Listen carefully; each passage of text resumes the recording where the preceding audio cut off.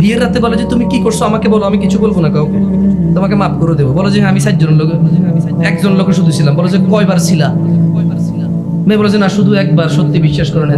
এরপর আবার মানে মেয়ের মা মেয়েকে ছেড়ে দিছে একা একা, একলা যায় একলা আসে, একলা যায় একলা আসে, ওনাদের সাথে পড়ালেখা করে। এরপরে যে এই এদেশে প্রেম করে বিয়ে সাকসেস রেশিও কত রে? এই জাহেল ছেলে আরেকজনের মেয়ের জীবন নষ্ট করিস। তুই বল না, তুই বল 100 জন পোলা মাইয়া প্রেম করে কয়জনের বিয়ে হয়?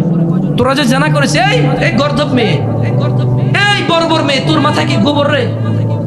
মা বাপ না হয় জাহেল, বুঝলাম তোর জান্নাতের বিষয় খেয়াল রাখে না। বোন আমার তোর বয়স 14-15 হয়েছে না?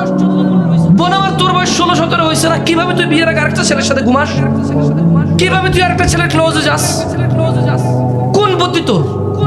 তোর কি বিবেচনা? তোর কুমারিত্ব কি বারবার ফিরে আসবে রে বোন? মারা গেলে মানুষ কি ফিরে আসে? তোর কুমারিত্ব কি বারবার ফিরে আসবে? তুই কিভাবে আরেকটা ছেলের কাছাকাছি যাস বিয়ের পূর্বে?